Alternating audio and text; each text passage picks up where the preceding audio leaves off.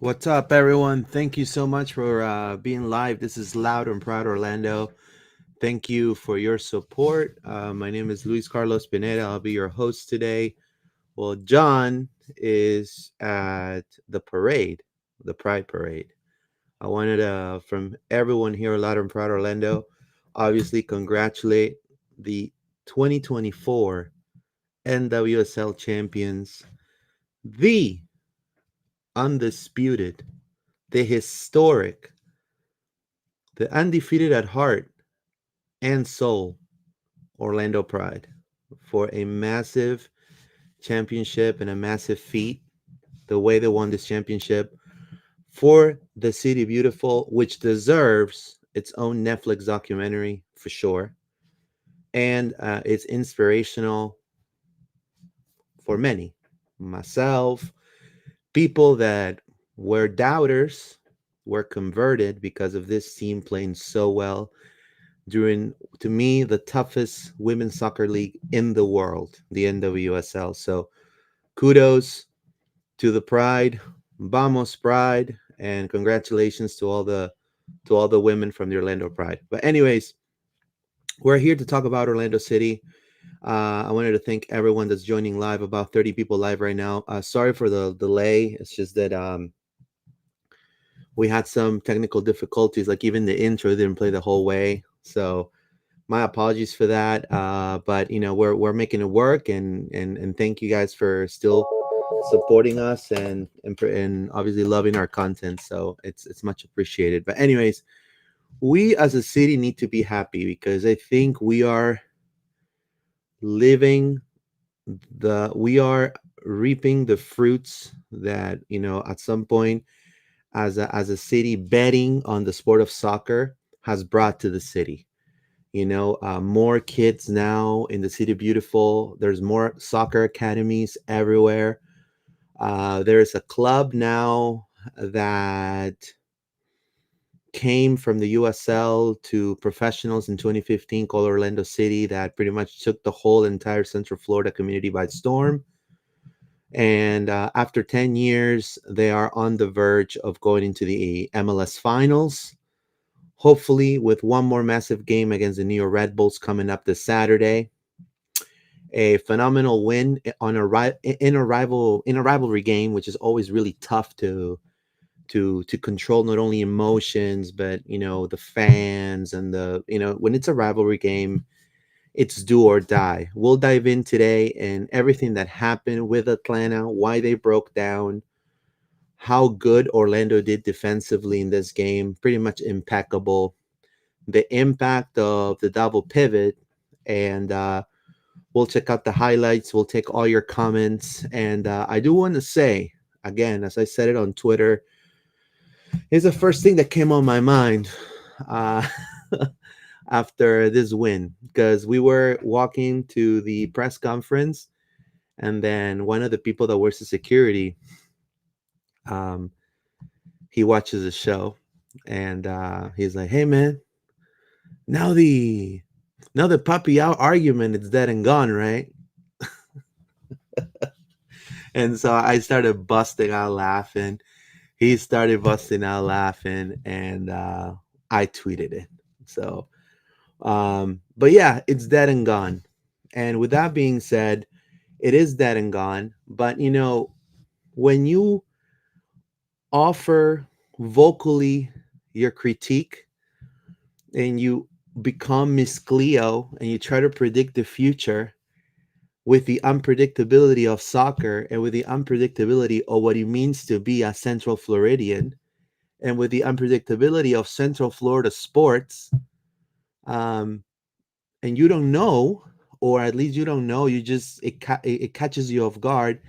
Sometimes just like you were so vocal about the firing of Oscar Pereja, the benching of Pedro Galese, there's going to be people that are going to call you out on it, and you're just going to have to take it. And I've been saying it the whole entire show this season.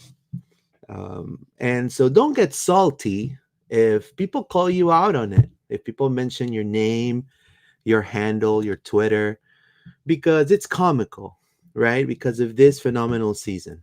Yeah, of course, everybody's entitled to their opinion. Everybody's entitled of expressing their feelings. But also, people are allowed to troll you for making horrible assumptions, right? Without really, reaping what you're sowing, essentially, right? So, eye for an eye, diente por diente, right? So, it's okay. Now that argument is completely dead and gone. On to the Eastern Conference Finals. Massive. And, I couldn't be any more proud of just being a Central Floridian, of going to school in Central Florida, living in Central Florida, all my friends, my family. It's just a proud moment for the city. Not only for what the Pride have accomplished, but what city, their turnaround season. Each year, it becomes a turnaround season that they overachieve. Last season they ended up also not having so good of a start.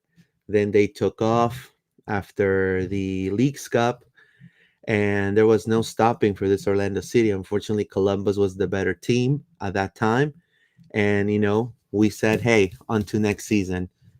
This season, Orlando was played by all the pundits. Facundo Torres was on Apple TV next to Messi. People were saying, Tom Bogert. Oh my God, my Tom Bogert. Tom Bogert. What's it called? Matty Walsh or whatever. Matty Doyle. Hey, Orlando's gonna win the end of the. Orlando's gonna be in the MLS. And everybody got really excited, and then this is what happened, right? And then people start freaking out, and then that's when started having civil war. You know, we overcome all of that, the hurdle, and I do want to say the atmosphere last weekend was just unreal. I mean, it really, if Orlando's going to be doing this every playoff game, mentally, if you're not tough, it's going to break you down. One more game, guys. One more game in Central Florida at the Temple Interco Stadium. Pack it up. I think it's already almost sold out. It's sold out faster than Taylor Swift, right? And it's going to be massive. Now, I want to give kudos to. I'm going to steal this of one of the Facebook groups. I thought this was hilarious right here. You got an Atlanta fan, buying some gear. And with this, I'm going to say I was invited by the battered herons podcast a week ago to do an MLS um, playoffs episode. And there was people from Atlanta. There was a guy from Inter Miami, which was the moderator, which was comical, but great guys. A guy from NYCFC, a guy from Red Bulls, our friend Bob Bentimiglia, which was here at the pod as well, previewing the Red Bulls a couple months ago when we faced them. And we previewed the East, how this was going to go. And of course, as a journalist, I praised Atlanta because, I mean, their feet and their momentum was amazing. And but obviously, after this game, I think I'm proud to say, and this is with all due respect, Florida is not just the only thing that's purple. The whole South is purple. The whole South is purple. I think the purpleness overextends um, just Orlando, just Florida. It extends to the whole entire South. Now, I do want to say something. Um, we gotta keep it mentally like we've done it with Atlanta, game by game, and the fans are gonna be a massive impact in this upcoming game. We'll preview the game in the next few days with John. So we're not gonna talk about the Red Bulls today. We're gonna focus on Atlanta. But Atlanta came up with a lot of momentum, but they didn't have the depth we did. That's one thing. Their players started breaking down, and the double pivot, which we previewed here at the at Loud and Proud Orlando, became a reality. It took him by surprise.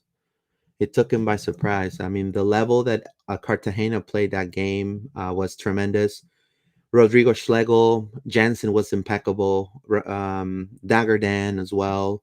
Same with Rafa Santos. When that back four and your double pivot are on point, not only Orlando can uh, kind of hunker down in the mid, and there's no way they're really tough to get for them to beat them on defensively. You know, it's tough to beat their Orlando's defense when everybody's in sync. But mentally, um, it breaks you down with the people yelling at you, yelling at the fans, making that noise. Even in the national anthem, like it was impressive. Like I was sitting next to Atlanta pundits.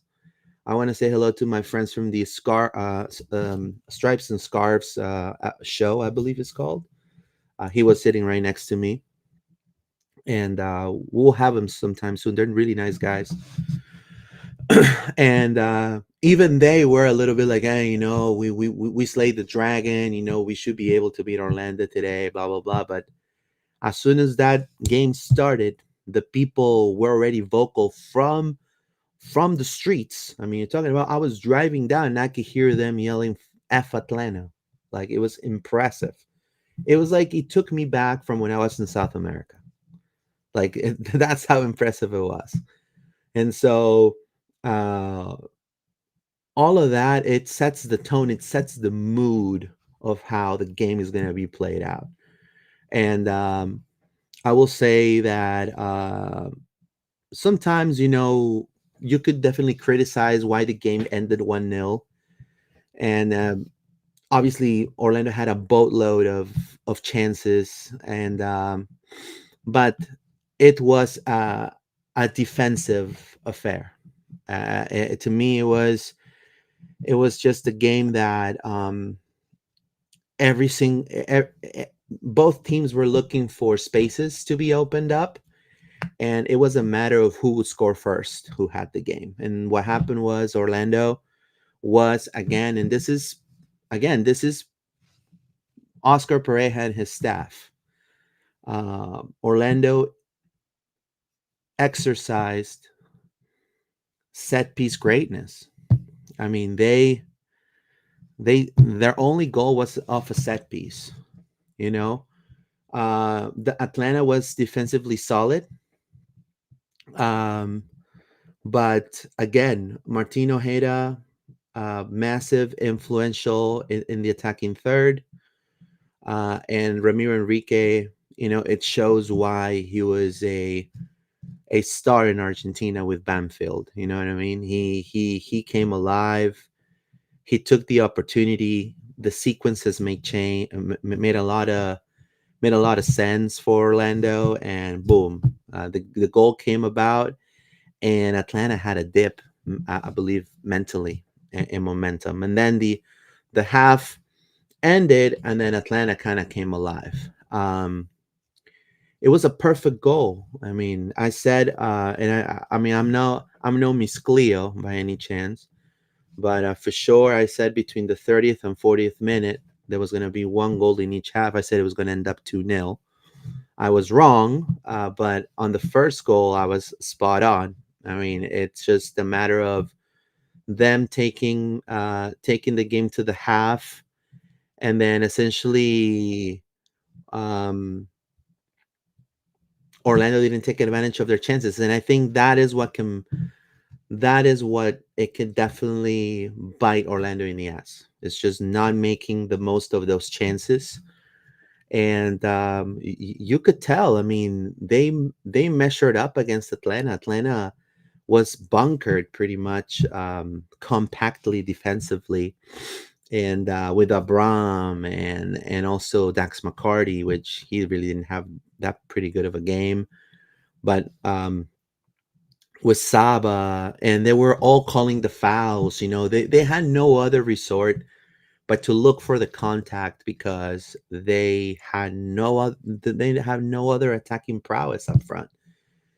Um, Thiare, Thiare, one of their best players, couldn't continue. He was injured, and this is, I think, what affected Atlanta. What really mentally broke them down. First, it was the atmosphere, hostile environment. F Atlanta.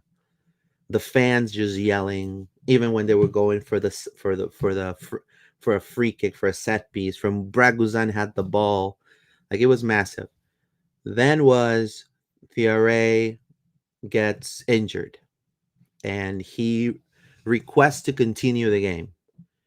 And Rob Valentino, and again, I look, I know people are gonna get upset when I'm gonna pick on this, but he shows here that he is inexperienced as a coach still, and he pretty much allows the player to make a decision. And Thierry says, "Hey, I'm gonna play." Thierry couldn't continue. He couldn't move. He couldn't lift his leg. It was hard to even run, and he ended up being subbed out. Then Daniel Rios gets injured too. He actually gets concussed. He gets a ball hit, hit him in the face, like boom. It kind of remind me of My Hero Academia, man, on those fights, and man, like it was, or like One Punch Man, if you watch anime, it was this ball to the face, couldn't continue either. So mentally, when you see two important players like Rios and Thierry in attack leave like that, it just kind of demoralized you, and it demoralized Atlanta.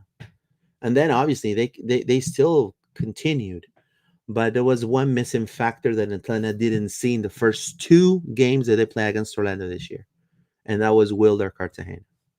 And to me, Wilder Cartagena was, and I'm not saying it because he's Peruvian and I'm Peruvian. No, no, no, not at all. Wilder Cartagena had a massive game. He showed, and I told you guys, he was gonna come hungry. He was gonna come here to prove and try to win something because things in the national team are freaking terrible. So the Peruvian midfielder came alive. He contributed into 91% passing accuracy during the whole entire game. Cesar Araujo and Wilder Cartagena were praised by Oscar Pereja by pretty much eliminating and locking down Miranchuk, former Atalanta, former teammate from Luis Muriel. And Oscar Pereja praised their efforts, and obviously he made such a difference because once you take Miranchuk out, and then you have Ivan Angulo, which is like a Duracell bunny that his battery doesn't end, and Saba was getting completely tired on the flank. You take away Miranchuk, you take away Saba, and you take literally 70% of their attack. Now, taking out Thierry, taking out Rios, you take their set piece chances, their heavy hitters off the set piece, so there you go. You have Saba that tried as much as he could, but he cannot do it by himself. And he was like with his tongue out by the end of the game, completely beaten. Miranchuk completely non-existent because of the double pivot of Orlando City. And then Thierry injured, and also Rios. Now, I do want to say this before going with the footage. And if you're watching and you're listening, thank you. We'll read your comments in just a moment. Um, the next two, the teams that are going to be facing each other in the West um, are LA Galaxy and Seattle Sounders. Orlando's going to have to travel there. If they beat New York, they're going to have to travel there to either Seattle or to LA to play the final. Now, and I'm going to say this today, November 25th, 8:31 p.m. Orlando has this weird mental block when they face Los Angeles teams. It has happened with or Western teams. It happened with Portland Timbers, but mainly I want to focus on Los Angeles. Orlando Magic, 2009, Dwight Howard, massive team, reaches the finals against one of the worst LA Lakers of all time. But they only had one guy. His name was Kobe Bryant, probably the second best player ever to play the game of basketball. First is Michael Jordan, then probably Kobe Bryant. And they had right there at the center, in the center position, Andrew Bynum, one of the biggest flops in basketball. With all of that, Orlando lost in the finals. It's always been LA. Shaq left to LA, then won a three-peat with the Lakers. Dwight Howard also went to LA and won a championship in LA. So it's always LA. Orlando has the biggest chance now, just like the Pride did by winning the championship, if they make it past the Red Bulls, to kill that mental block that Orlando has with LA teams. And it will be a turning point, not only for the city, it will validate that Orlando is the soccer city in the South, that is the hub of soccer in the Southeast of the United States, at least. And that's why everyone wants to come to Orlando, and all these teams doing preseasons here. Crystal Palace, West Ham United, they come to the I-4 corridor. You have, all these Brazilian teams coming right here in January. Like you name it, for Copa America. And then you have, so Orlando's it is the soccer city. So I think, again, in 2010, when Orlando was in USL, there were seeds thrown all over Central Florida with this small team coming up from the USL called Orlando City. People were freaking tired of seeing the same crap and the same people choking every freaking NBA season with the Magic. The Solo Bears weren't even in the major leagues. The Predators sucked. The ownership sucked, and they disappeared. And there was really nothing going on. And so people came, even people that weren't really used to the sport of soccer. This team meant more than just to be a team. They started this grassroots movement, which then they took to the MLS. And it took them 10 years to get to this moment.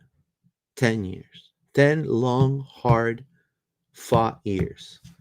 And so the time is now. Like John Cena would say, the time is now. The time is up. The time is now. There's no ifs and buts now.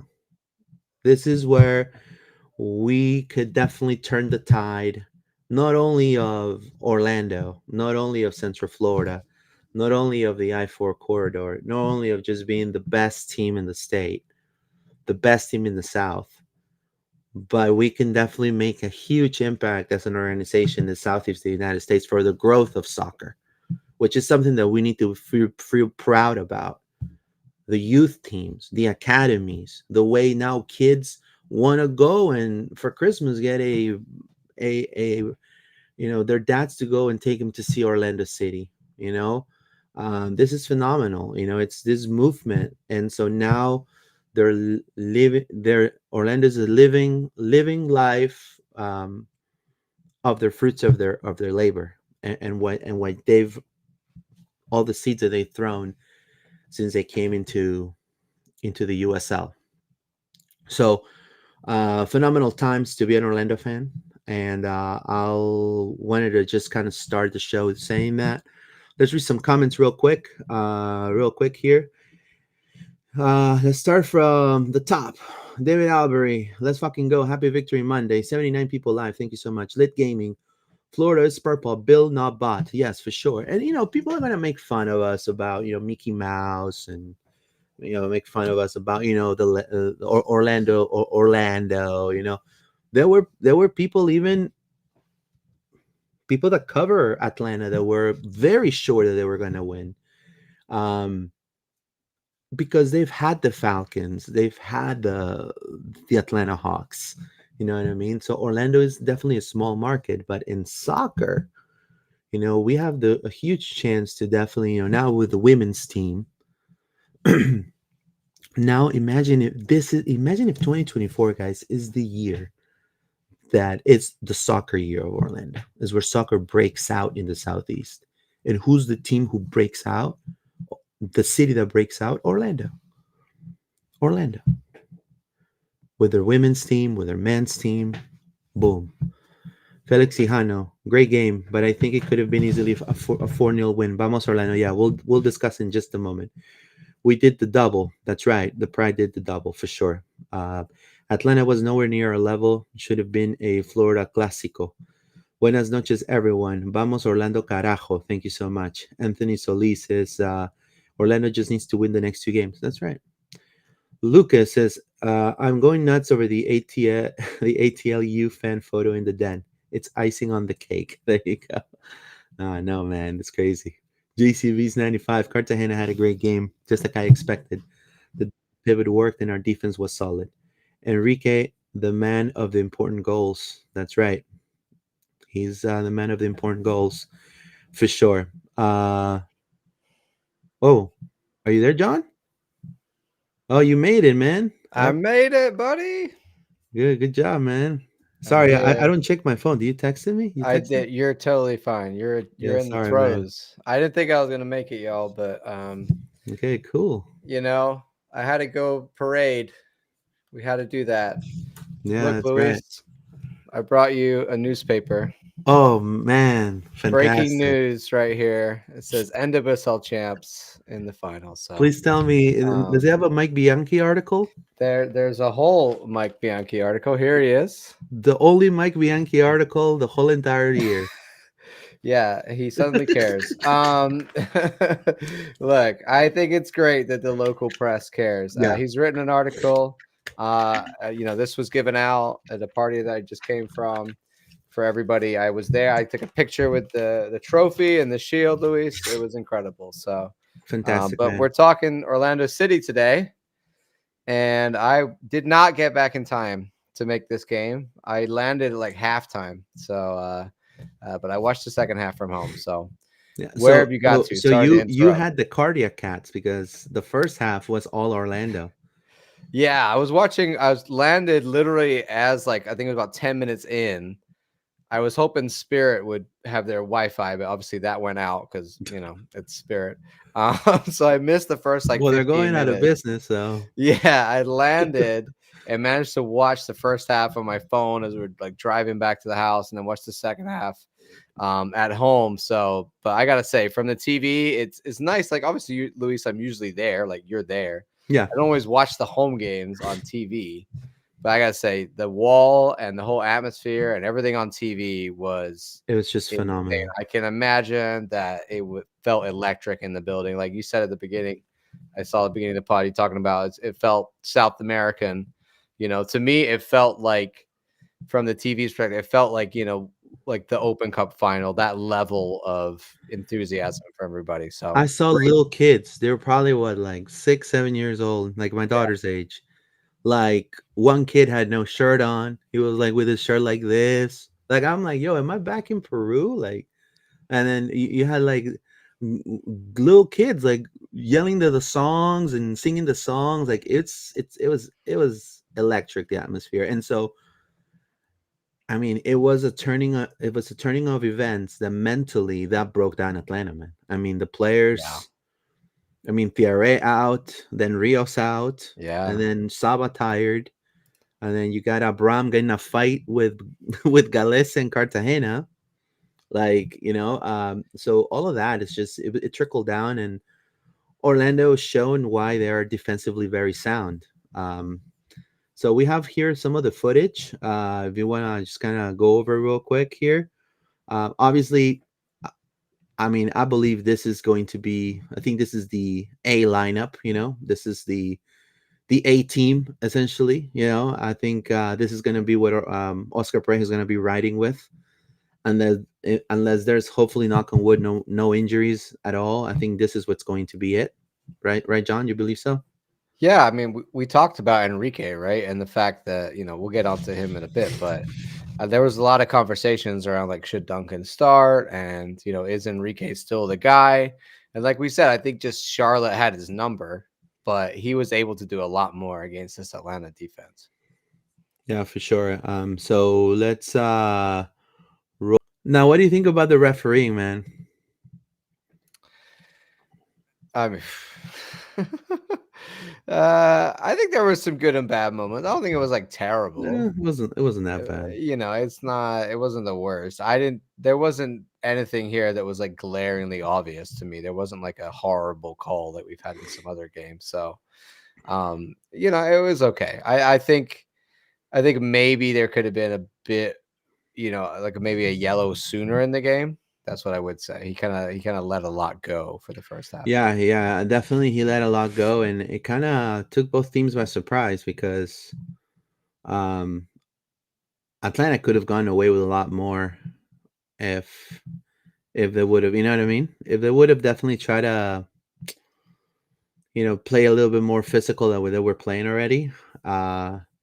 Orlando was playing man games. I felt Orlando was controlling the pace of the game, and 16 fouls, I believe it was. I have the sheet right here. Yeah, I mean, obviously it was like all us in that first half, and Atlanta were kind of backpedaling and doing what they could. Yeah, we had, obviously they had one yellow card and that was it. Yeah, one yellow So card. We that's had kind like of where I 16 would have been like, fouls. I mean, you have it on the stat sheet, but tackles won according to Foot Mob. Atlanta won 63% of their tackles. There you go. So yeah, I mean, duels, there's a lot. They won more duels according to this. They don't on Foot Mob always put like direct fouls. So I know you should have that on the stat sheet though, right, Luis? Yeah. So it was, three big chances, zero for Atlanta. When it comes to just tackles and defense, you're looking at. I'm looking at fouls. Where's the fouls here? Ooh, one yellow for Atlanta, zero for Orlando, man. Zero yellow cards. Yeah. Yeah. Wild. Yeah. I mean, the 27 clearances by the Lions, 14 by Atlanta, right there. So, I mean, it was a physical game. I mean, I think Atlanta fans are saying that we were kind of favored by the ref. I felt that he just let a lot of stuff slide. It's just my opinion, and they're referees like that. They're not they don't like to stop the game too much. You know what I mean? And I think that was the case on this game.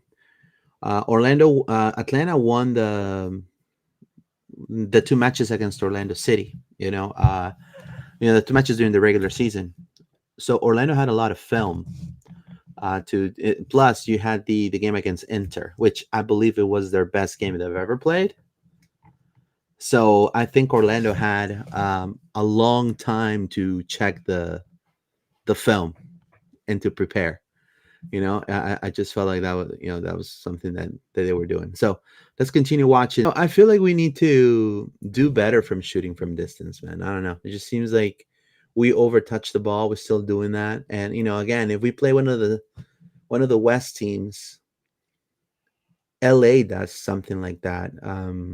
Like they like to. It's a very similar kind of game as what Orlando plays, especially with. I mean, you're talking about, you got Pansel, you got Ricky Push. We had a massive game, bro. That game against Minnesota ended 6-2, man.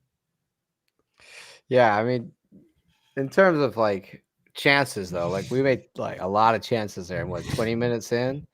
Like good chance from Dagger. He's kind of a little bit unlucky. It's like a deflection and hits the post, and then Enrique with the header, but it's straight at Brad, and then Ojeda, has a good chance and just hits it wrong. So it was a little bit of that, like, oh, is this going to be one of those games, Luis? Like, we do this a lot where we create a lot of chances the first 20 minutes and we don't always score them. And sometimes that's like a precursor to, like, oh, no, we're not going to be able to score today. Thankfully, this wasn't that occasion. But I felt like when we did get that one goal, that was kind of it, right? Like I mean, look at our defense this whole first half. Atlanta didn't. I don't know. Did they have a shot on target all game, Luis? I know they didn't have one in the first half. Yeah, I didn't have one Um, in the. yeah. Did they have a shot on target in the second half? I think they did, right? So they have 8 total shots Yeah. the How whole many entire on game. target though? On target, 0 on target. So they didn't. Yeah. So there you Yeah, go. They 0 had on zero. target. I mean, how does a team go from putting 3 past, in Miami and then they can't get a shot on target? Is that a little bit lucky for us? Maybe, but I think it speaks more to the fact that we just defensively played so well. So when we went up this goal, I really kind of felt like that was it. And based on this first half, like we created so many chances. It was worrying that like we are getting closer. It was like the 38th minute when we first scored goal. It's kind of like, are we going to get this goal? And I think if we hadn't got it in the first half, the longer that had gone on, the more we opened ourselves up for Atlanta getting it. And then it's a completely different game. But when we go one up at home, I feel very much like hopefully we'll get the second. This time we didn't, but I feel very secure in the fact that that's part of Oscar's game plan.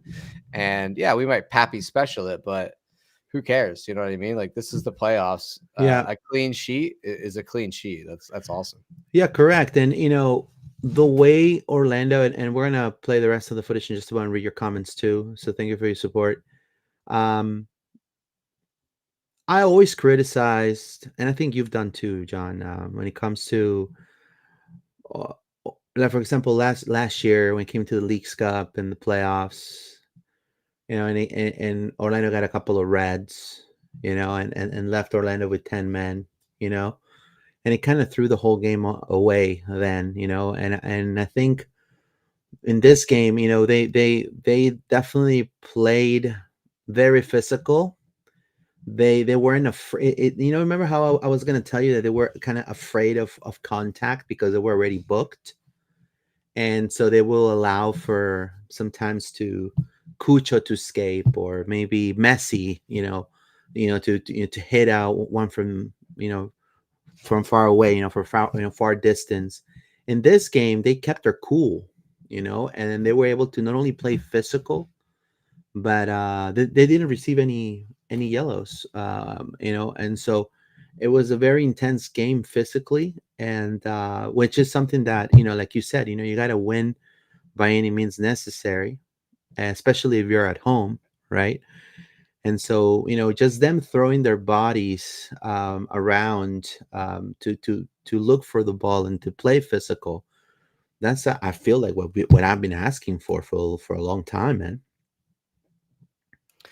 Yeah, I mean, I feel, that was like Atlanta's whole thing Mhm. under Rob, right? Like that's what they did. They're like, hey, we played group foul, whatever. He brings the guy down, the right thing to do, but could have been a yellow. So we got a little bit lucky there that we didn't, because then he would have missed the game, etc. So there was a little bit of luck here, but a lot of it I think was controlled. Like Enrique, sorry, not Enrique. Schlegel didn't make any stupid challenges. Jansen, didn't have to like chase guys back and take them down.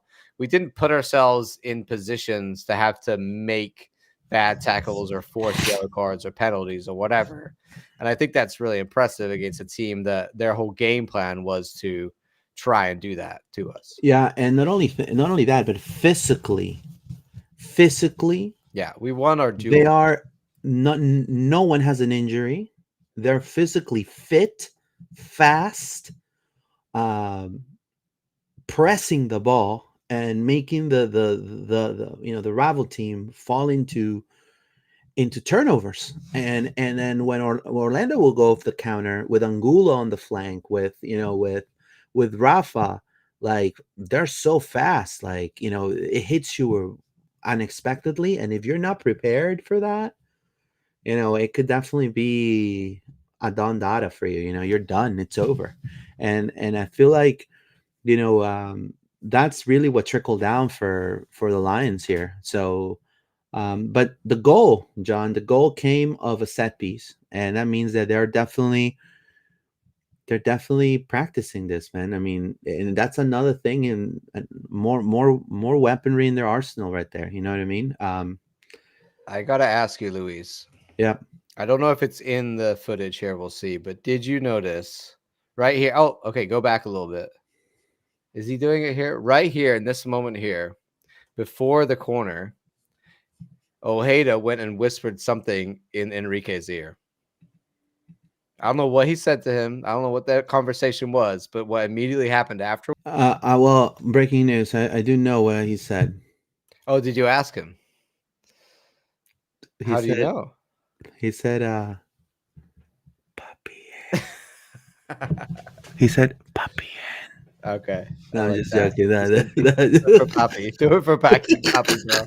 It reminds me of you've seen that meme of the Planet of the Apes, and you Yes. have Caesar whispering into Yeah. the ear. He's like, Yeah. yeah, no, But anyway, no, I don't know what was said. It must have been some kind of like, hey, yeah, I don't know. Maybe right, remember exactly. Enrique missed one like right before this, and so maybe it was like a word of encouragement. I don't know what it was, but I just noticed that and thought it was obviously after the goal went in. I was like, yo, he had words with him right before. What did they say? I mean, clearly, it's something that's been practiced between them two, and that is something that I don't know if you saw, John, on the preview footage that we have on our YouTube of this game with their last practice. You saw, and I think it was Mike Ramajo who asked this question in the post presser. Yeah, I want to say hello to Mike if he's watching. He asked, he saw Dagger and Faku doing drills together after practice for like another 30 minutes. And so I wouldn't be surprised if one of those practices you've seen Ojeda and Enrique kind of trying to build those sequences, kind of those sequences that Oscar kept saying all the time. We're trying to build these sequences. So these are the sequences. These are the plays that they're trying to build. And I mean, if this is going to be working, I mean, it's phenomenal, man. That's Dagger right there going. Oh no, that's Robin. And it just kind of falls of the center back, and you got Ramiro's like, hell no, you're not getting this ball. Starting at the top of the penalty area, he goes through. He's completely. Now, Guzan is saying, "Oh, he fouled me." Did you notice that? Guzan, shut that. Bro, Guzan, shut up, man. Shut up, bro. Untouched. No man marking. You know what they Gets call away. this, Luis? Uh-huh. They call that the near post flick on. There you go. You know, that's like classic. This is like a classic corner. He drops down. Put your big guy at the front post, let him get a little touch on it back, towards somebody. And Enrique's, he's Johnny on the spot. What else do you want from your? This is a perfect Enrique goal. You know what I mean? Like he's that poacher. He reacts well in the box, gets down, but also not only that, like he's still got to beat Brad Guzan. Like, yeah. As much as we do not like Brad Guzan, you got to notice that at this moment in time, he had a great game against Miami. So the fact that we managed to get one past him here and the way he finishes this is just perfect with the right amount of power to say, like, you're not getting this. I think anywhere else, he probably would have got it. Honestly, it's a great finish from Enrique. Yeah, for sure. I mean, it was so clutch, and again, fearless to throw himself like that, pretty much sandwiched between the center back and Guzan. Because if you look at Guzan's leg right there, it's pretty much hitting Ramiro right there.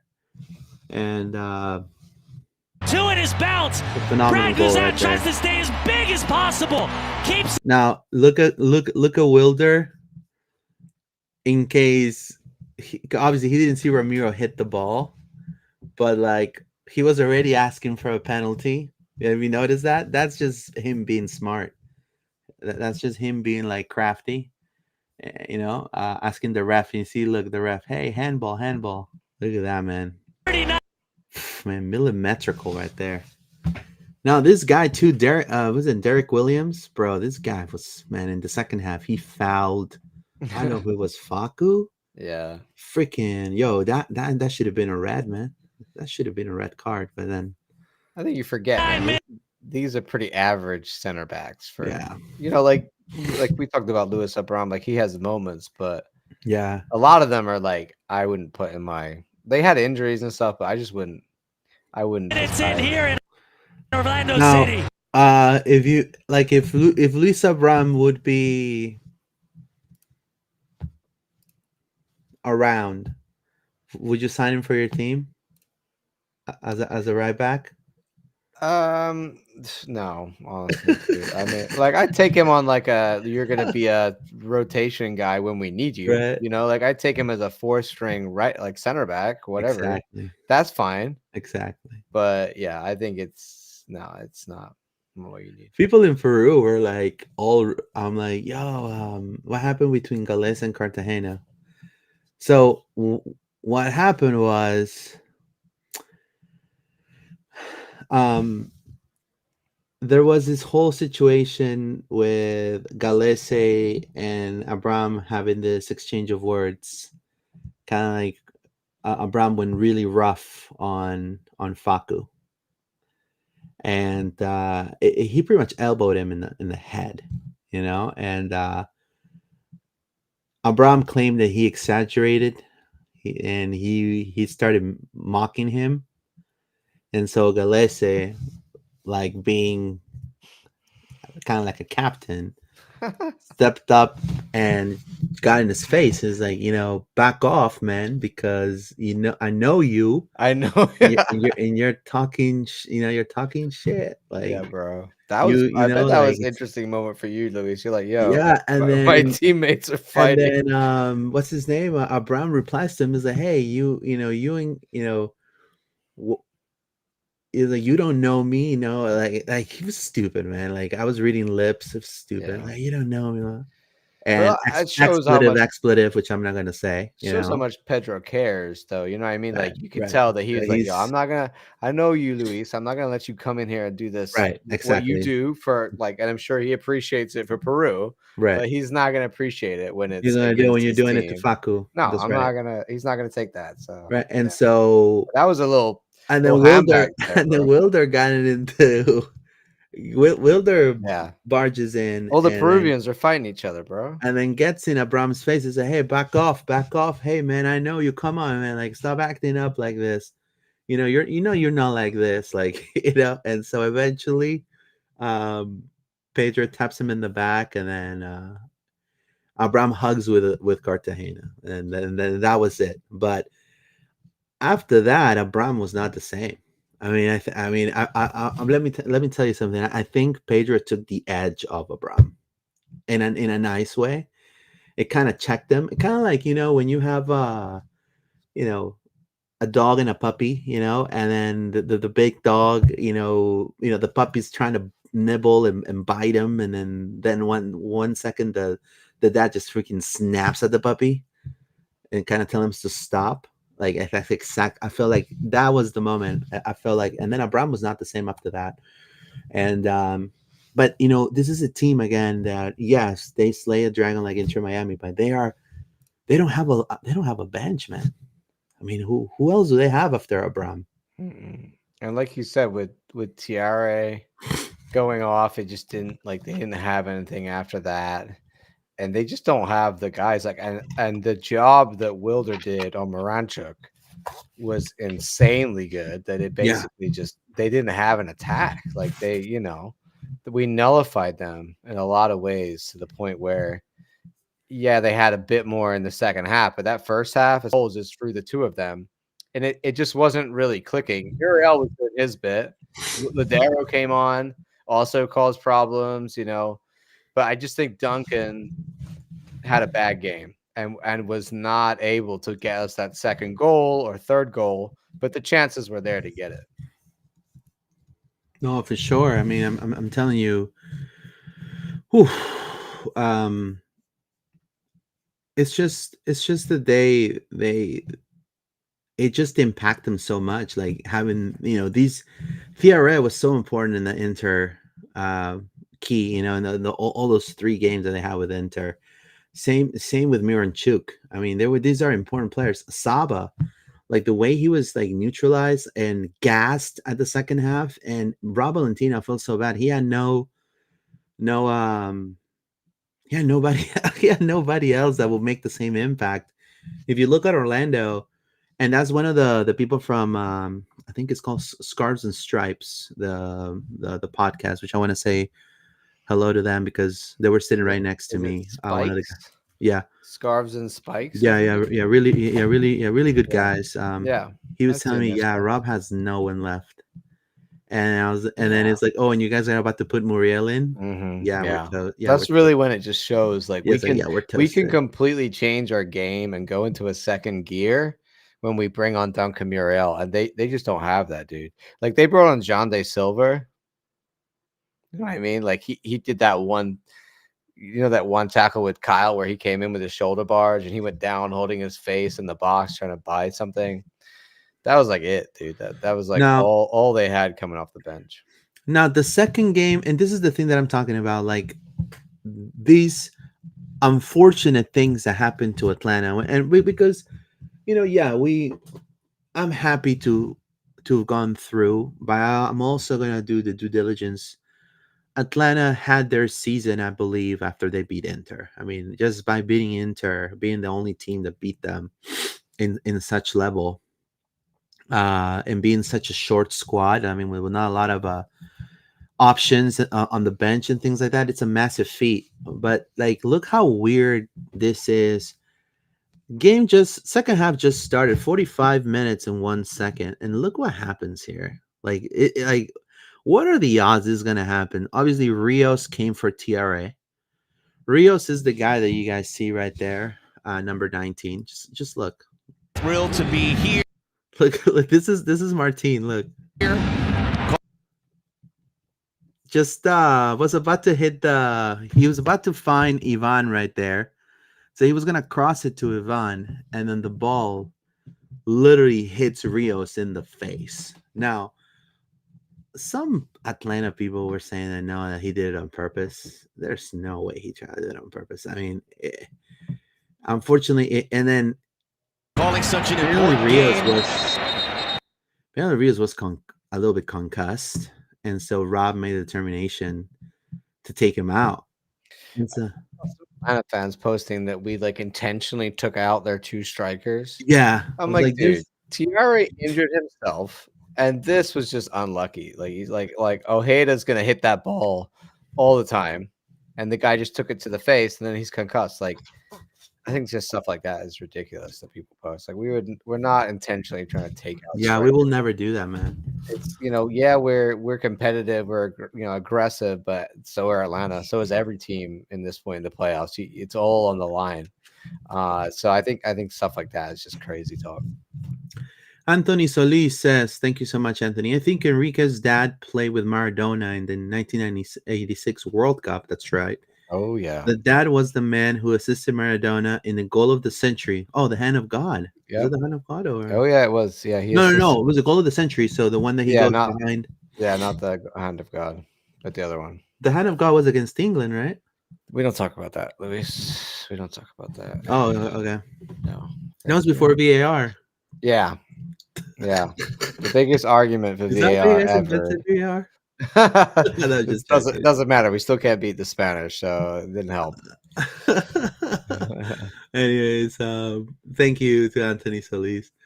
But anyways, after this, I think this just completely shocked Atlanta. Hernandez comes to that right side, so a lot of moving parts here. Now look at this right here. Atlanta United.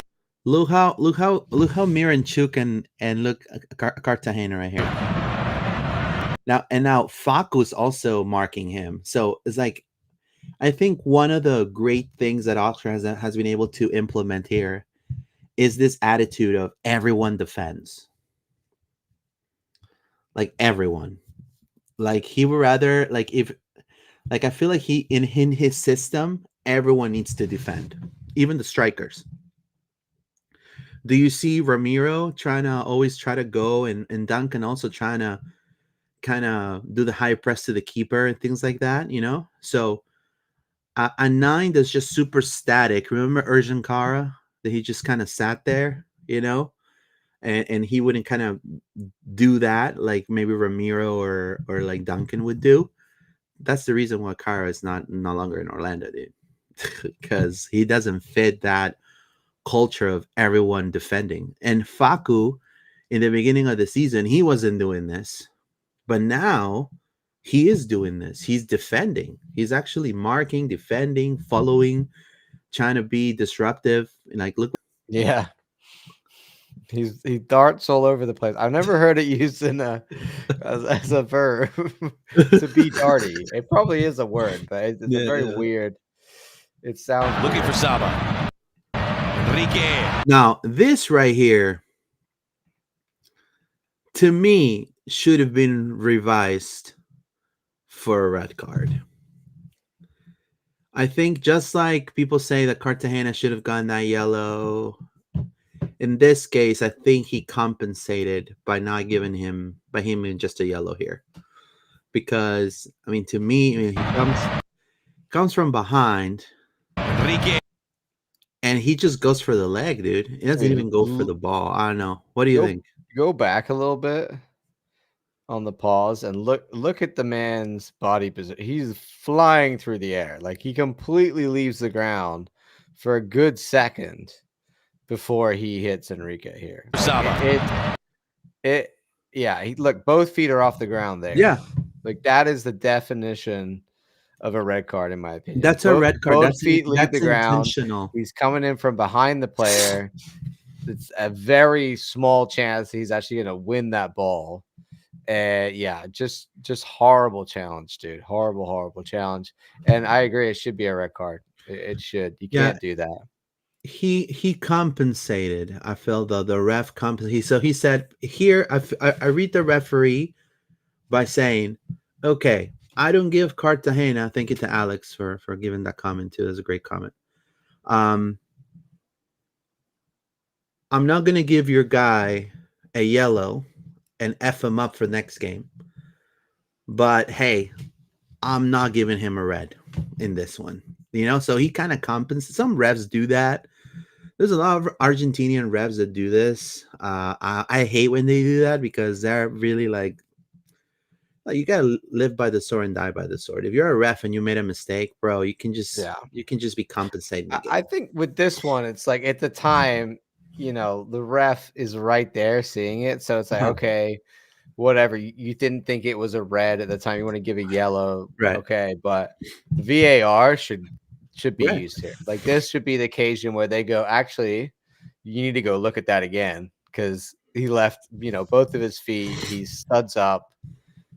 By the laws, that should be a red card. And it is kind of bad because if you look at where the ref is right now, he's got a clear view of this. Clear view. He's got a clear view of it. So it's like whenever the ref doesn't see something or it happens when they're looking the other way, I'm always like, okay, well, he didn't see it. So benefit of the doubt. But when they're looking stone cold at it and they're in the right position is where he should be, a good distance from the ball, can see everything he needs to see.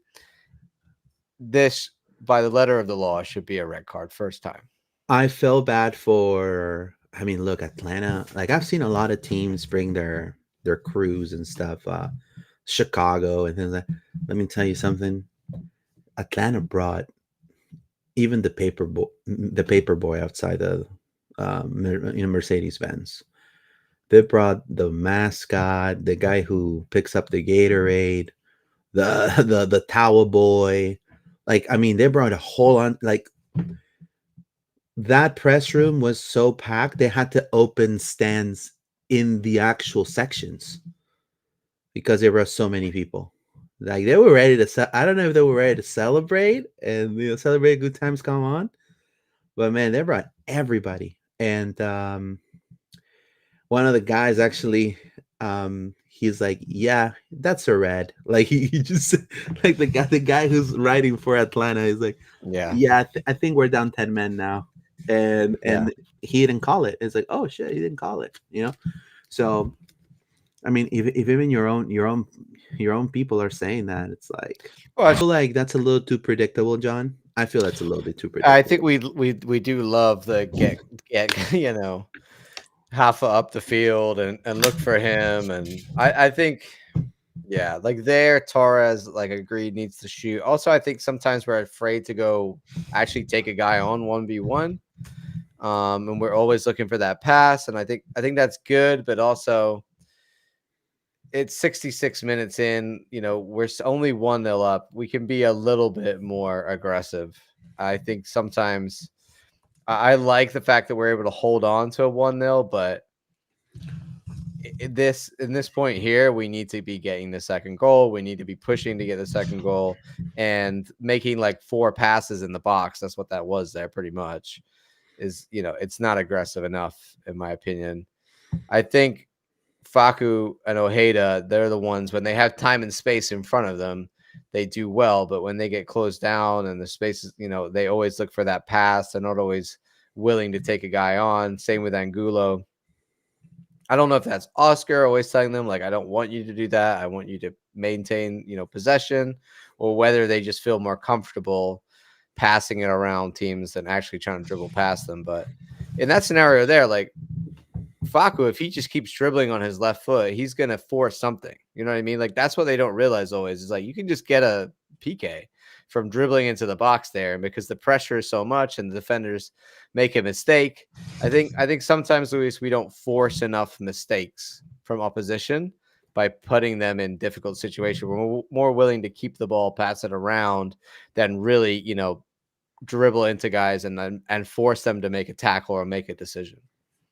Yeah, and look, when it comes to doing this overpassing and then the cross of the flank with Rafa, and then also with Dagger Dan on the other side, look, it could work for a couple teams. Probably the next 2 teams that we're facing, hopefully. And I'm saying this, I know I'm jumping too ahead, but like, for example, with the Sounders, you're going to have better representation in the center back position. Right here I think, to me, out there at the West, you have better representation center back wise. Atlanta's backline, it's not as good as, for example, Seattle's. I mean, Seattle has Yeimar, which has been very consistent, the Colombian, and Jackson Reagan, and so. And the American kid, 26 years old. I mean, already worth 2 million euros. So they've been pretty lethal there, and they're pretty good kind of covering the set piece. So that whole like you gotta play when you're playing tall, physical center backs. You don't want to keep throwing. You don't want to keep crossing the ball when you have like Ramiro Enrique, which is like half their size. You know what I mean? It's gonna be turnover after turnover, and they can go with the ball. Same with the Galaxy, for example. On the I think Galaxy, they have to me one of the best center backs for the Japanese national team, Maya Yoshida, man, a phenomenal center back. And then they have this kid that's been playing great too. I believe is Jalen Neal. Jalen Neal off the bench, and then Garces has been playing there. So I mean, these are better center backs than Atlanta. You know what I mean? So you don't want to be too predictable. You want to hit him where it hurts. And I feel like, here, Facu could have shot the ball. I mean, look, if you look at the play, I mean, Facu has an open. It's been a while since we've seen Torres. Open. He could have played it to Martin right there. Stretch his legs out. You know what I mean? Like, Angulo. And then, he sees Rafa completely open right there. It's too far. Like, it's too wide, the cross. Don't you feel? I think also that this works really well on the counter quickly. I think when we have when they've got back and they got guys in the box and they're set up, and they don't have enough guys to close down Santos, and he's able to get across him. But then you need a Duncan or somebody on the back post, or it needs to be more there needs to be more movement in the box. It's too like predictable at that point. It works when we're on the counter and they aren't set up and there's open space. But when they're all set up in a back four, this happens a lot. We'll put the cross in, and it's like, who's jumping for that? Who's getting up there? Who's winning that ball? And if so, are they knocking it down, or are they just going straight for the header? When we have Duncan in, it's an obvious, clear guy. He's always in that position. He's ready to go. One thing that we've seen before is Dagger coming in on the far post. And I'd almost like Santos in that scenario to just go all the way over the top, aim for Dagger, because he's the free man. He's the one. Look in that photo right there, where you stopped it. He's the one with the most time and space, and often he can put a ball back across or have a shot. I just think we need to be a little bit more, it's almost too random. It's just kind of hit and hope. We need to have an actual game plan for when they're set up and that ball's coming in from Haifa. Who's going up for it? Who's the one that's going to be at the back post trying to win it? Yeah, I mean, you gotta be able to be versatile. I mean, yeah, you have that cross that we know that works with Rafa, with Dagger, and just that cross, either at the edge of the box or over, for a header for maybe Ramiro, or even like Robin. You know what I mean? We know we got that, but I would love to see. Look, we have a lot of people very crafty with their feet that they're able. Like you have Muriel, you have off the bench, you have Nico, you have Facundo, you have Ivan, you have Martin.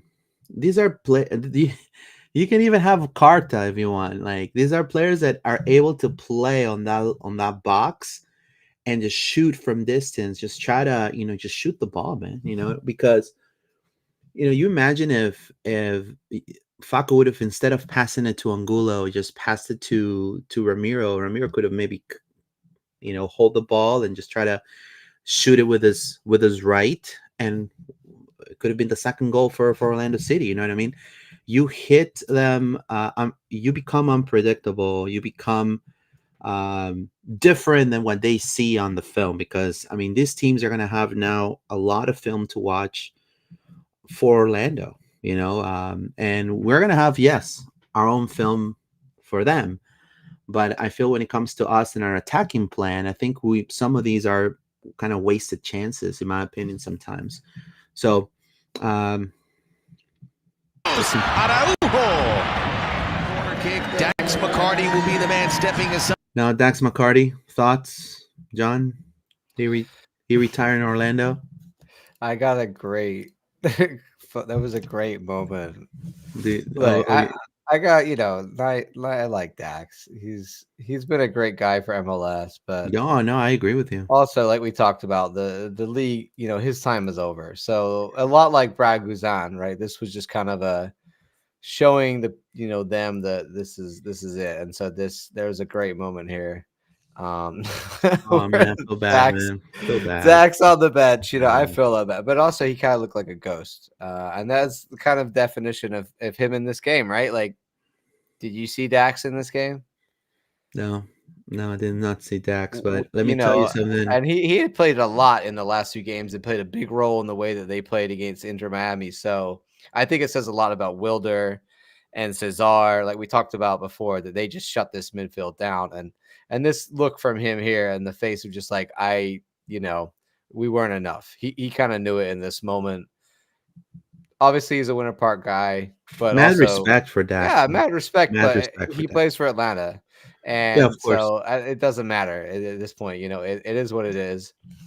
We always wish that he would have come home, man. Like we always wish that, but we wish. Look, but think about it. If Dax didn't work out that way, let's say Dax McCarty would have come to Orlando, you would have not had the double pivot. And look, he would have been we would have loved the fact that he came back. It would have been amazing to have a local guy, one of the best guys to ever come out of Central Florida and play soccer in the USA. I would have loved that. But at the end of the day, whether he didn't want to or it didn't work out, whatever it was. So, of course, he's got family. I know that go to the games. He likes the club. It'd be interesting. Are we going to see Dax around the club? Like, I don't know. But in this one, We should. It made me a little happy to kind of, especially because I listened to like before I told you he was on a podcast, he was on Extra Time talking about like, we can do this and all this, and like we're we're a really good team, all this stuff. And I'm just like, look, man, let's be realistic. You had a couple good games against in Miami, but you shouldn't really be here. So we put them back in his place. And Yeah. I think, rough game for him to go out and retire, but sorry, not sorry in this I'm case. telling you, look, it's something with Orlando and these established players for U.S. soccer Where's Bradley? that it's something about Orlando. Like Duncan retired, Michael Yeah. Bradley did. That was Like, great to see too. that's Love that. like, and then now Dax McCarty just freaking like, we stick a dagger to Dax McCarty now. Who's next? Is it going to be DeAndre Yedlin maybe next year? I don't know, but we'll see. Yeah, I don't. Obviously, no hate on Dax. I No, don't. I really dislike Brad Guzan for many reasons. So that was probably sweeter for me to. Well, kind he of was watch overpaid him. for many years, to be honest with you. Yeah, I don't say $800,000 for Brad He's been a Guzan. massive thorn in our side. You know what I mean? Like the amount of games I've watched where Brad Guzan's bailed Atlanta out. It drives. I imagine people feel that way about Pedro. They like, oh, this guy's always bailing Orlando out. That's how I feel about Brad Guzan. So happy for him to go out. And I just think also, like we said, we got to show that our team is the future and guys like this are the past. And not only that, I mean, and I know people are gonna call me yo, bro, but you're being too like, I don't know, idealistic or you're, I don't know what you're smoking, Lewis, but think about this. You have a working class team like Atlanta. I mean, right now, before Atlanta was like the plastic and all of that, people called them that, all of that. But I mean, this is a team that no one gave two F's. And they knocked down Don Garber's wallet. Straight up just kind of took his wallet out of his pocket, bro. And just pretty much said, hey, by the way, I'm taking 100 out of your wallet and I don't care. I don't care. And they got away with that. And it threw the MLS off the rails. But if you think about this, honestly, how bittersweet it is now, Orlando going to the Eastern Conference Finals. Phenomenal job the past, I would say, 5-6 years with the academies. Look how many players, what Orlando has done with the draft, the new ownership, like all this stuff that's coming. Inter just got messy, bro. Like, so there's two paths: the Columbus path, the Orlando path, right? Or there's the Atlanta path that crashed and now burned. They had a really great one year season, and then after that, boom, disappeared. Or the Inter path. And it kind of shows like this is the like teams like Orlando, teams like Seattle, teams like Columbus, teams like Cincinnati, teams like Red Bulls, the New York, these are teams that are literally the heart of the MLS. To me, I feel like they should represent what the MLS is, because you can show the growth of the league in the youth, how many players they give the national team. Like Orlando has Duncan McGuire. How many youth teams they have? Colin Gusk going to Japan. Now they're Colin Gusk and Tahir Reid are in Sporting Lisbon, right? Training there with Sporting Lisbon in the preseason. So think about all these opportunities. So that's the growth of the league, of the country. And then you have the other model, which is doing what Miami Heat did with D Wade, LeBron, and freaking Chris Bosh. You know what I mean? Or LAFC. Look at LAFC. What happened to LAFC? You know what I mean? Another darling. Yeah. What I think also the league just they're always going to favor the what they consider bigger markets where they think they're going to make more money, et cetera, et cetera. It is what it is, man. Like I think we know that how to do it our way, and our way is like this. And I think about a lot of these players that we built up over years, getting to the point, like, Kyle Smith. yeah, like the Daggers of the world, right? Like Enrique, like we bought Enrique, on like, hey, this guy, he's cheap. He'll fill a U22 slot, right? And then we'll see like what happens, and Enrique keeps developing. You're gonna end up selling him for like 10, 15 million. Like Yeah, that's people the like you. model. We can make bank right now with Facu. I mean, if Facu wins a championship, guys, he ain't gonna go for more than 15 million. Yeah. I mean, I you mean, know what I mean? So, that's the thing. It's like you said, it's the buy now, buy players now to win now, and then you still might not win, right? Or you develop a team and you buy some guys in, and like we've got like we spent what $8 million on Facu. It's not like we haven't spent no money at all. but compare what Chicago did with Shaqiri and all these other like players, or we're DC with more Benteke. It's nothing. Yeah, and we're more selective about where we spend money, and we're looking at like investments that are going to pay off, but also players that are going to grow and develop. I think that's just a very different model. And the problem is, right, when you're Inter Miami or whatever, you don't win now, you have to change it now because your whole team is to build to win now. Poor So Tata.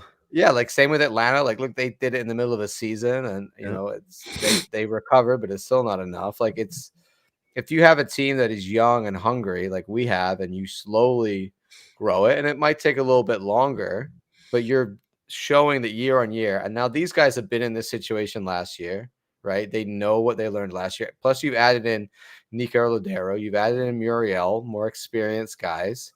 So you have a team that is ready to take the next step. And even if, God forbid, Luis, something doesn't happen this year, we still got these guys next year. They're still young. but they're still hungry. They're still developing. It's not like, okay, you're one season and done. We got a better record than last year. Yeah, I mean that's what I'm saying. Is we did better than last season. We're one step. If the only thing that matters to you is the postseason MLS Cup, we're one step better than last year, right? Exactly. If you're more of a, hey, I want to win the Shield, then yeah, we've taken a step back on that front. But at the end of the day, we're back to where we were last year. And not only that, we look better than we did last year at this point. And the opportunity is even better because what's happened to the other teams. So arguably, this is an even stronger chance for us to win it all than we were last year. So if that's what you're looking, growth as a coach, you're just going to measure that baseline, then we have growth. No, for sure. I feel like we have growth as an organization. I think these, I remember the beginning of the year, and I told when people were, when we had these negative results happening and brewing. I mean, I told you guys. I mean, the players that Orlando has signed are players that never have been exposed to championship games. These are players that have experienced positiveness and greatness in Orlando. How do I say this? Ramiro Enrique came from Banfield. Just do your research. Don't go by me. Go do your research. Put Banfield and look at the standings, and look at what Banfield has. How many championships have they won? Godoy Cruz, Martin Ojeda, they've never won the big one in Argentina. Galese came literally underpaid, and they didn't pay him in Mexico. He had to escape Mexico. I mean, Orlando was this bright light and this highlight in his career. This whole coming back to his career and just starting fresh, right? Angulo benched since he got signed by Palmeiras. Never played. I think he played like 10 minutes for Palmeiras. You know what I mean? So these are players that were given the spotlight in Orlando. So obviously it took a little while. But now I think we're benefiting of these investments that the Wolves have made. Raising the salary to Galese. Now Galese being kind of in a way quasi co-captain almost, right? That barely speaks English, but still, you know what I mean? And then you have Nico's leadership coming off the second half. Now Nico, I mean, have you noticed that when like even you, John, you said, yo, how's Nico starting the game? Like Nico came to be that support that we see, Yeah. now. But now Yeah. Nico's playing his spot. Remember? Yeah, I mean, I think also, like we said before, like we signed that when they signed Nico and Muriel, they're like, these guys are winners. We signed them to get us over the line, right? So it's in these moments, and I'm looking for that when he comes on for Nico. Like he, just like with Muriel and Duncan, like they need to come on and change the game. I'm not quite seeing it from him. I think that I hope that there's some moments that he can bring, because right now I don't think he's helping us so much. He's just another body when he's out there, right? I'm not seeing those moments of magic from him or that much creativity. So hopefully he can bring it against the Red Bulls. Also, Luis, I think a lot of people forget, and something that's important is that none of these players, like whenever you have a complete player that's of a young age, they're gonna go to Europe. You know what I mean? Like you have to remember in MLS, all of the players that we have are going to have something, right? They're going to have something that like inhibits them from taking that next step. So we've got a team of guys that really, like, most of them are very good for this level, and they might have a few issues here and there. And if they solve those issues, they'd probably be good enough to go to the next level. It's like the same with Facu, right? If Facu could use his right foot, he would have been sold a year ago, right? But Yeah. so you have to remember, I think that people expect like the complete package in every position. Like this is not the Premier League. You're gonna get guys that have issues, and like what you said, we found guys that okay, you're really good at this, but you need to work on this. And Oscar brings them in, and then he teaches them like, okay, like Ojeda, you actually have to track, you have to actually press a team, like you actually have to do the defensive work. Muriel. And now here we are, like Muriel, the same thing, like you said with Angulo, like we find these pieces, and then you say, okay, we're gonna use you for in our team and fix some things and make you work for what we do. And then if they complete all of that and they get that good, at that point they're gonna start, like that's why Duncan's got so much interest, because he doesn't have a lot of weaknesses in his game. He's that kind of level of player that's like, okay, this guy looks like he could be the complete package. But I think people forget that the reason a lot of these guys are in MLS is because they're not good enough to go play in Europe or at the top 5 leagues, because they probably have one or two parts of their game that isn't there. Yeah, and again, if Orlando, if it's the year of the lion, which I hope it is, it'll be the culmination of many great things. And at that point, you build up, and then you as a fan need to know and understand your market and understand that you can't compare Europe to America. You can't compare even South America to America.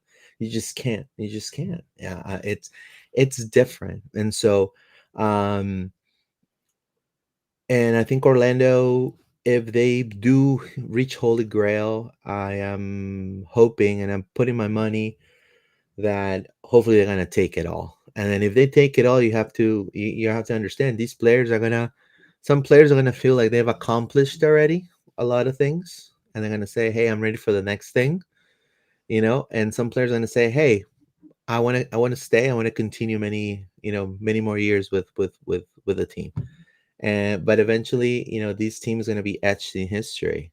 The progression of the team year after year, yes, with a lot of ups and downs and things like that, but nonetheless, the progression of the team. And now, if Orlando, I'm going to say this today, 25th of November, if Orlando does make it, and we end up with the Pride with a championship, or City with a championship, Haley Carter and Seb need to write a book. I'll take the ebook version so I can put it in my iPad. And then Moosey and Mr. What his name? The scouting director of Orlando City. Ricardo Moreira. Sorry. They need to write a book too, because they've literally signed players with the least amount, literally the least amount of investment compared to other teams. And they really, in 2 years, like turn around a franchise and reached a championship game.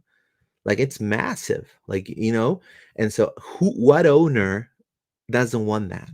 Like do a championship, like play a championship game with the least amount of investment, or be one of the teams with the least amount of investment. Poaching of your youth team, poaching of players that have an upside, but they're not quite there yet. By having a coach is going to motivate him, take him to the next level. Like that's a process that obviously a lot of teams are going to want to replicate.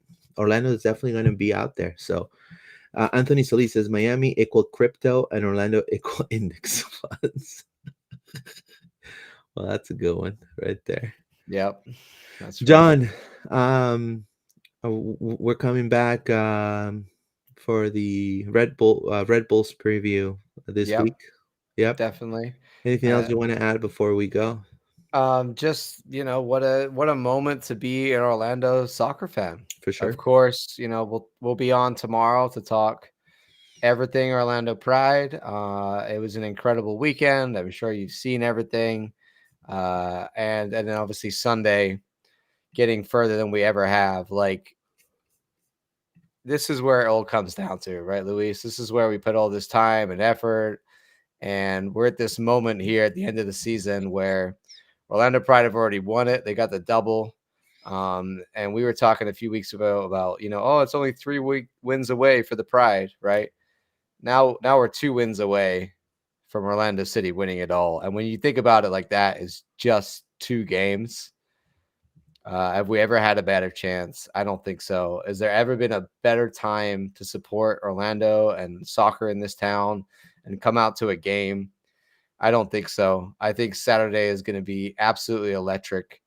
The peak of this club in MLS. So this is historic, bro. And I can't wait to talk more about it later in the week and preview the Red Bulls.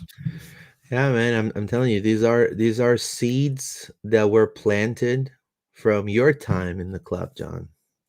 Yeah, man. I mean, for you, for me it feels special, and I was just one of the guys in the stands. Like, imagine for you what this moment means. So, like, it's insane.